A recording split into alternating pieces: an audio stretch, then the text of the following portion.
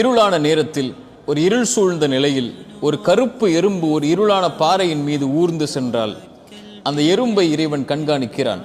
அது நடக்கக்கூடிய சப்தத்தை இறைவன் கேட்கிறான். அது உள்ளத்தில் எண்ணக்கூடிய எண்ணத்தை இறைவன் அறிகிறான். அதனுடைய உணவையும் அவன் தயாரித்து வைக்க மறக்கவில்லை. இப்படி ஒரு சின்ன ஜீவராசியையே இந்த பிரபஞ்சத்தில் இறைவன் மறக்காத போது என்னையும் உங்களையும், என் நிலையையும் உங்கள் நிலையையும் இறைவன் மறப்பானா? இறைவன் ஒருபோதும் நம்மை மறப்பதில்லை. எத்துணை வாசல்கள் அடைக்கப்பட்டாலும் அந்த 1000 அடைக்கப்பட்ட வாசல்களை தாண்டியும் அவன் உதவி செய்ய நாடினால் உதவி செய்வான்.